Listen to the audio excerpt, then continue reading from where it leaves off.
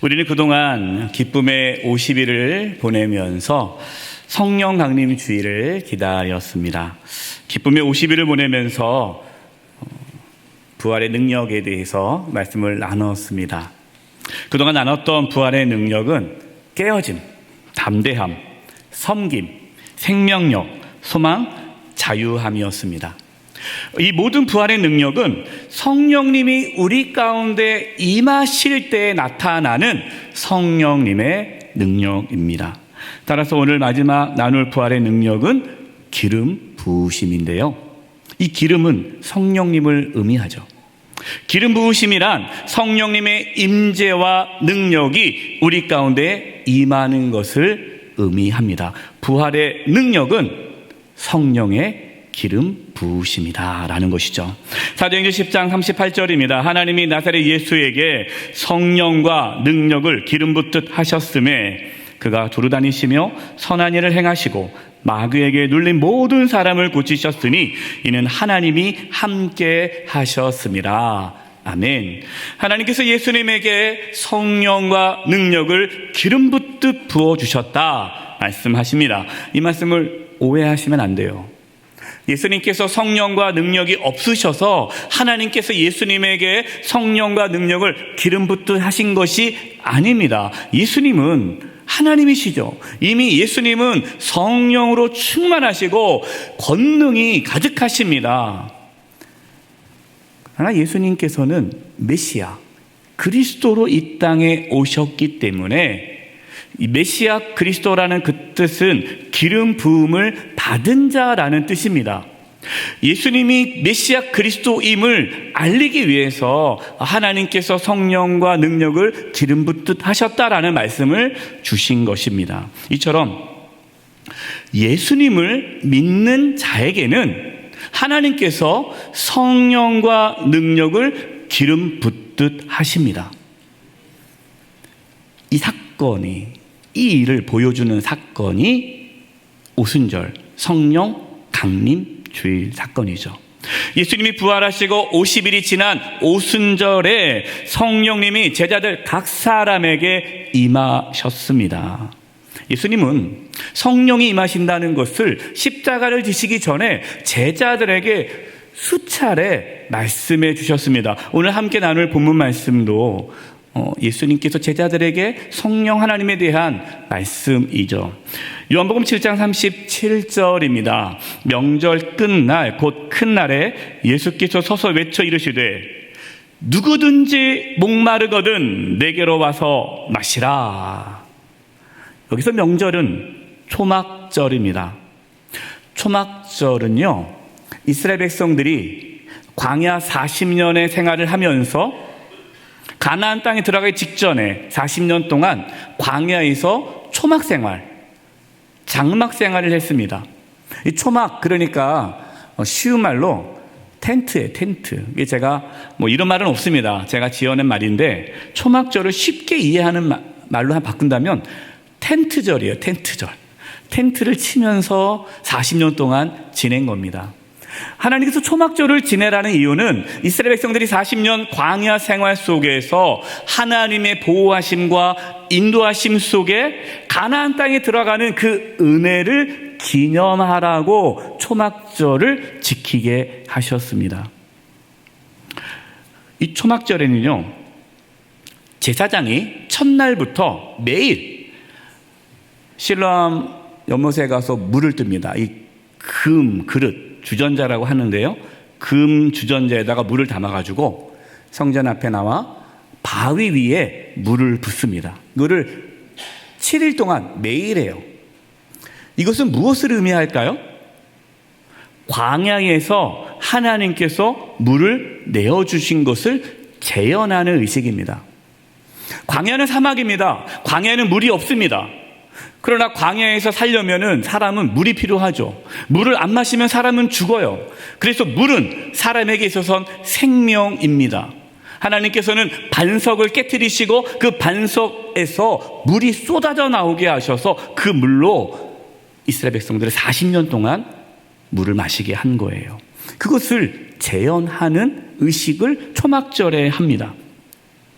또 초막절을요, 수장절이라고 합니다. 수장절. 이 수장절이라는 뜻은요, 곡식을 거두어서 저장한다라는 뜻이에요. 이 초막절은 또 절기적으로, 이 시기적으로 추수 때입니다. 그래서 이스라엘 백성들이 한 해 농사를 다 추수 끝나고 이제 추수를 해서 하나님께 감사하는 또 시간을 갖는 것이 초막절이기도 합니다. 7일 동안은 매일 물을 붓는데 마지막 8일째는요 물을 붓지 않아요. 그리고 8일 마지막 날에는 다 같이 하나님께 비가 오기를 기도합니다. 농사를 지려면 비가 와야 되잖아요. 그러니까 하나의 농사를 잘 마쳤어요. 그리고 다음에 농사를 준비하는 데 있어서 씨를 뿌리면 그 다음에 비가 와야 돼요. 이른 비가 와야 되는데 그 비가 오기를 기도하는 시간을 갖습니다. 바로 그때 예수님께서 그 초막절 마지막 비가 오기를 간절히 기도하는 그 시점에 서서 외쳐 이르시되 누구든지 목마르거든 내게로 와서 마시라 라는 말씀을 하셨다는 거예요. 예수님의 이 말씀은 초막절의 의미를 밝히 보여주는 것이죠. 육신의 생명을 유지하려면 물을 마셔야 하듯이 영혼의 생명을 얻으려면 생명수, 예수님이 주시는 생명수를 마셔야 함을 말씀하고 있는 것입니다. 예수님은 이 요한복음 7장 30절 전부터 누구든지 목마르거든 내게로 와서 마시라는 말씀을 하셨어요. 예수님을 믿는 자는 영원히 목마르지 않는다라는 말씀을 이미 여러 번 걸쳐서 하셨습니다. 대표적인 말씀이 요한복음 4장 14절입니다. 사마리아 여인과의 만났을 때도 예수님께서 이 말씀을 하셨어요. 내가 주는 물을 마시는 자는 영원히 목마르지 아니하리니 내가 주는 물은 그 속에서 영생하도록 솟아나는 샘물이 되리라. 영생하도록 솟아나는 샘물, 영생수라는 거죠. 요한복음 6장 35절도 말씀하십니다. 예수께서 이르시되 나는 생명의 떡이니 내게 오는 자는 결코 줄이지 아니할 터요 나를 뭐하는 자는 믿는 자는 예수님을 믿는 자는 영원히 목마르지 아니하리라. 아멘. 하나님께서 이스라엘 백성을 광야에서 반석을 깨뜨려 물을 내게 해서 그들을 살려주셨던 것처럼 반석이신 예수님을 통해서 우리에게 생명의 물이 나온다라고 말씀하는 거예요. 이스라엘 백성들이 광야에서 물을 마시고 생명을 얻었던 것처럼 광야와 같은 인생에서 예수 그리스도를 믿음으로 우리는 생명을 얻게 되는 것입니다. 예수님께서 이 초막절 끝에 하신 이 말씀은 초청의 메시지예요. 초청하시는 거예요. 우리가 누군가를 초청할 때, 세상에서는 초청할 때 중요한 것이 뭐죠? 대상자예요. 아무나 초청하지 않습니다. 어떤 모임에서 초청한다면 그 모임에 적합한 사람을 초청해요. 아무나 초청하지 않아요. 세상은 그렇습니다. 세상의 초청은 대상자가 중요해요. 그런데 오늘 말씀해 보니까 예수님은 누구를 초청하십니까? 초청의 대상자가 있어요, 없어요? 없어요. 누구든지.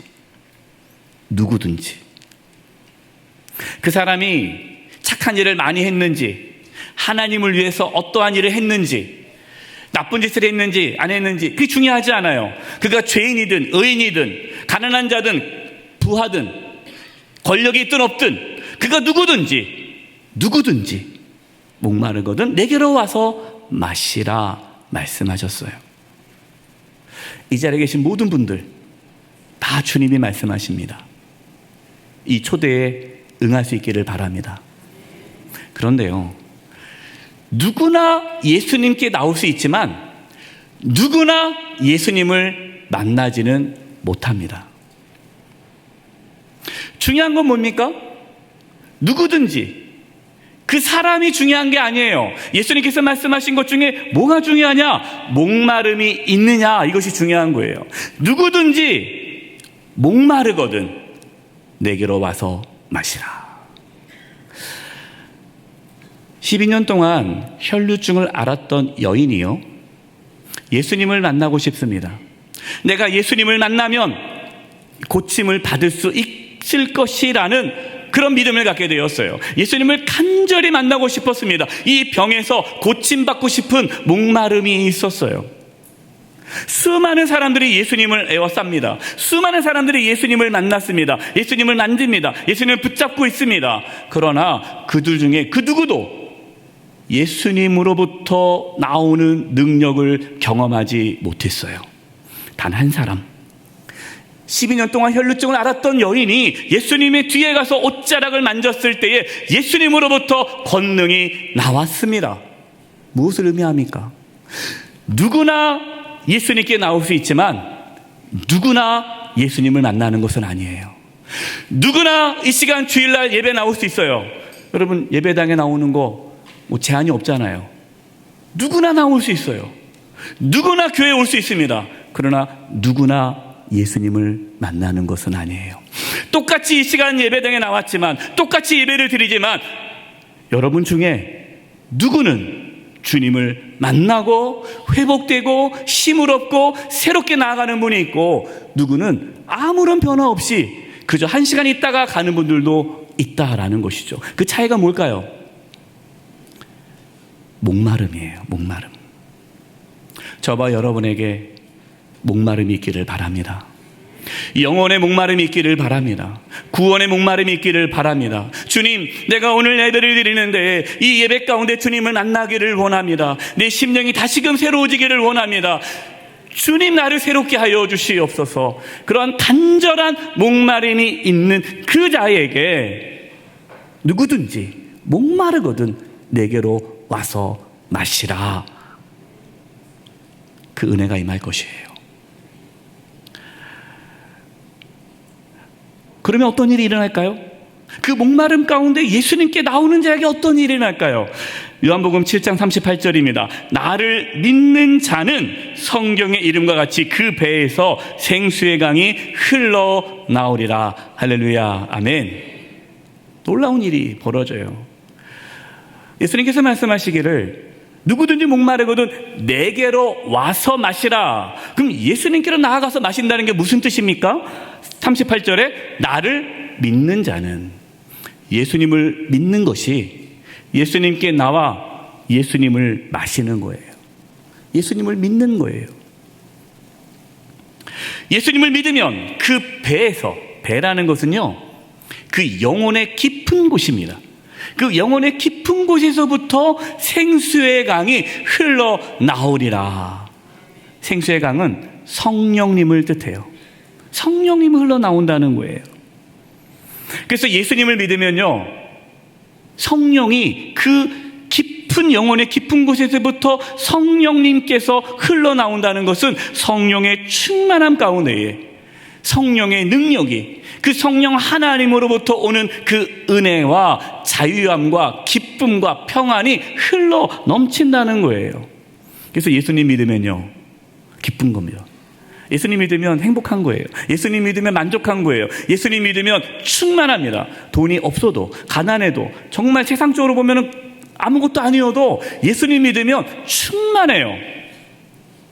이것이 예수님 믿으면 그 배에서 생수의 강이 흘러나오기 때문입니다.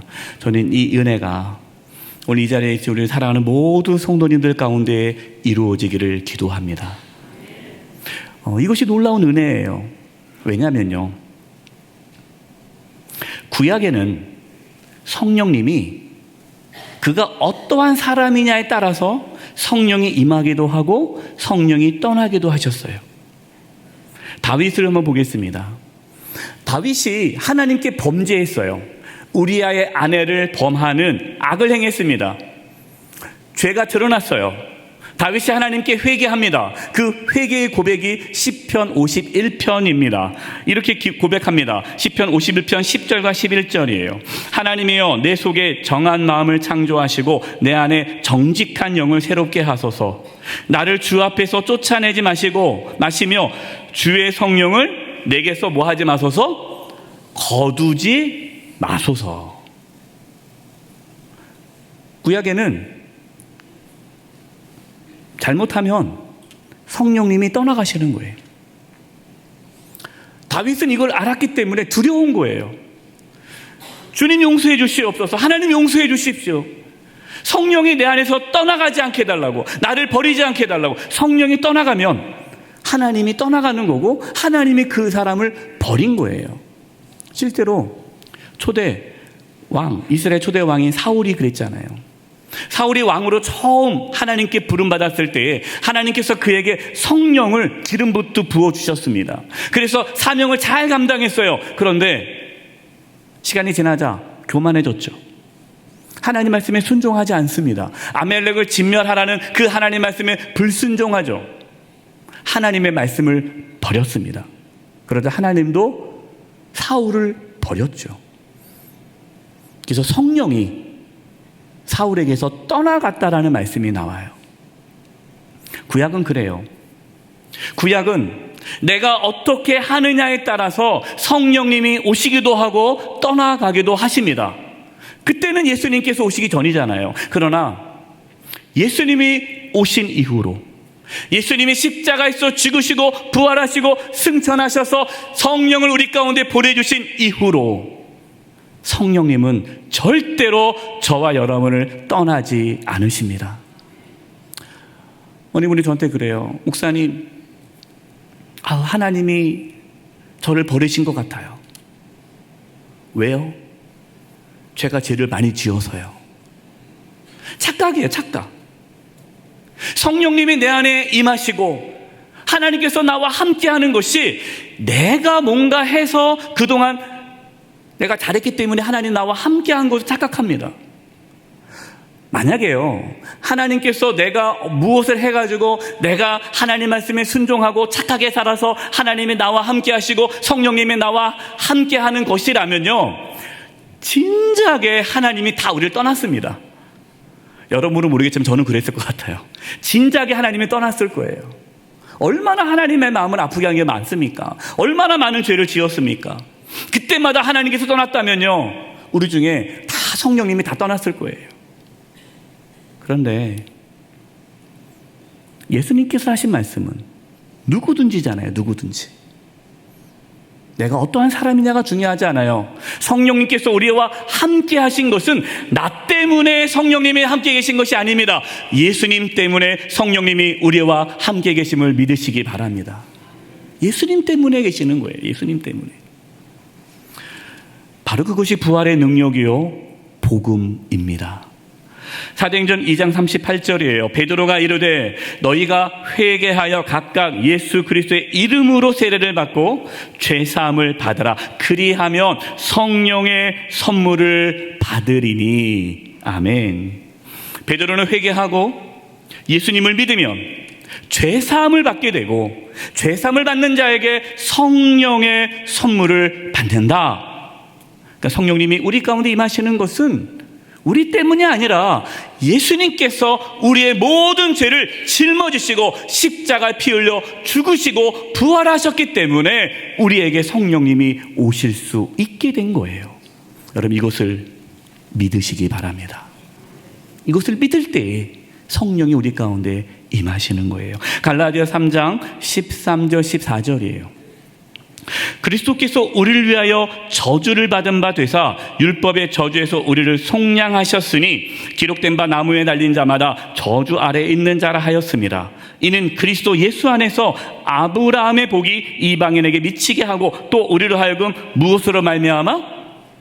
믿음으로 말미암아 성령의 약속을 받게 하려 함이라. 아멘. 우리가 예수님을 믿을 때에 성령이 우리 가운데 오시는 거예요. 그 성령님은 절대로 떠나지 않아요. 왜요? 나 때문이 아니라 예수님 때문에 계시기 때문에 성령님은 떠날 수가 없어요. 그래서 예수님께서 제자들에게 십자가 지시기 전에 이렇게 말씀했습니다. 요한복음 14장 16절 17절.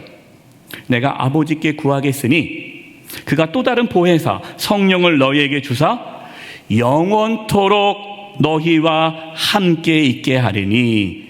아멘. 그는 진리의 영이라 세상은 능히 그를 받지 못하나니 이는 그를 보지도 못하고 알지도 못함이라. 그러나 너희는 그를 아나니 그는 너희와 함께 거하시며 또 너희 속에 계시겠음이라. 아멘. 지난주 금요 성령 기도회 때에 이 성령 하나님에 대해서 말씀을 나눴습니다. 이 본문을 가지고 말씀을 나눴는데요, 내가 너희를 고아와 같이 버려두지 않겠다라는 그 말씀 가지고 나눴어요. 아직 말씀 듣지 못하신 분이 계시다면 금요 성령기도 말씀을 들으시면 성령 하나님에 대해서 더 깊이 이해할 수 있을 것입니다. 우리 안에 계신 성령님은 내가 죄를 지었다고 해서, 내가 주일 한번 빠졌다고 해서, 내가 기도 생활 잘 안 한다고 해서, 내가 누구를 미워한다고, 내가 좀 죄를 지었다고 해서 떠나시는 분이 아니십니다. 떠나지는 않고 탄식은 하세요. 탄식은. 떠나지는 않으세요. 요한복음 16장 7절입니다. 그러나 내가 너희에게 실상을 말하노니 내가 떠나가는 것이 너희에게 유익이라. 내가 떠나가지 아니하면 보혜사가 너희에게로 오시지 아니할 것이요 가면 내가 그를 너희에게 보내리니. 예수님께서 제자들에게 내가 너희를 떠날 것이다. 예수님 왜 떠나십니까? 떠나면 안 돼요. 아니야. 내가 떠나는 것이 너희들에게 유익하다. 내가 떠나야 성령을 너희에게 보내준다. 예수님께서 부활하시고 승천하셔야만 성령님이 오실 수 있는 거죠. 그래서 오늘 본문 요한복음 7장 39절입니다. 이는 그를 믿는 자들이, 예수님을 믿는 자들이 받을 성령을 가르쳐 말씀하신 것이라. 내 배에서 생수의 강이 흘러나오리라 했을 때 그 생수의 강이 성령님을 뜻하는 것이다 라고 말씀하면서요, 예수께서 아직 영광을 받지 않으셨으므로 성령이 아직 그들에게 계시지 아니하시더라. 예수님께서 영광을 받지 않았다는 말이 언제예요? 무슨 말이에요? 아직 예수님은 이 말씀을 하셨을 때는 예수님이 십자가 지시기 전이잖아요. 그러니까 십자가를 지시고 죽으시고 부활하시고 승천하셔서 하나님의 보좌 우편에 앉아 계시는 그 영광의 자리로 계실 때에 성령을 우리 가운데 보내주신다는 것이죠. 예수님께서 부활하시고 제자들을 처음 만났을 때 하신 말씀이요, 요한복음 20장 21절 22절입니다. 예수께서 또 이르시되 너희에게 평강이 있을지어다. 아버지께서 나를 보내신 것 같이 나도 너희를 보내노라. 이 말씀을 하시고 그들을 향하여 숨을 내쉬며 이르시되 성령을 받으라. 아멘. 예수님께서요 부활하시고 제자들을 처음 만났을 때 하신 말씀이 평강이 있을지어다예요. 평강. 이 평강이 뭡니까? 샬롬. 이 샬롬은요 하나님과의 관계가 회복되었다라는 것입니다. 하나님 관계가 회복되었다는 말은요 죄 사함을 받았다라는 거예요. 죄가 있으면 하나님과 함께 할 수 없어요. 하나님 관계가 깨어지는 게 죄죠. 그래서 평강이 있을지어다라는 말은, 얘들아 내가 너희의 모든 죄를 짊어지고 십자가에 피 흘려 죽었기 때문에, 그리고 부활했기 때문에 너희들의 죄가 다 사해졌다. 너에게 평강이 있을지어다. 그러면서 이제 성령을 받으라 말씀하신 거예요. 그 성령이 언제 임했다고요?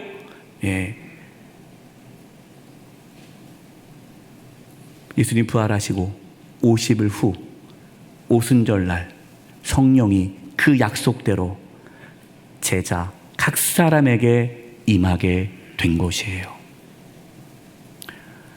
우리는 예수님을 믿을 때 성령이 우리 가운데 임하십니다.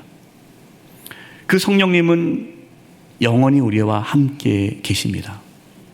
그런데 왜 우리는 여전히 충만하지 않을까요? 왜 예수님 믿어도 기쁨이 없을까요? 왜 예수님 믿어도 세상 사람들과 별 차이 없이 염려하며 근심하며 걱정하며 살아갈까요? 우리 안에 계신 성령 하나님의 역사가 온전하게 나타나지 못하기 때문에 그래요. 그 이유가 뭡니까? 우리 안에 목마름이 없어요. 목마름이 없어요. 우리 안에 목마름이 있기를 바랍니다. 우리 안에 계신 성령님께서 우리 배에서 생수의 강이 흘러나오는 그 놀라운 성령의 역사가 우리 가운데 나타나기를 간절히 바라는 그 목마름이 있기를 바랍니다. 우리가 기도할 때마다, 예배할 때마다, 하나님께 나아가 엎드릴 때마다 성령 하나님, 말씀대로 누구든지 목마른 것은 내게로 와서 마시라. 나를 믿는 자는 성령 이름과 같이 내 배에서 생수의 강이 흘러나오리라는 이 말씀이 실제로 우리 가운데 이루어지기를 간절히 사모할 수 있기를 바랍니다. 예수님의 말씀은요, 생수의 강이 흘러나온다고 하셨어요.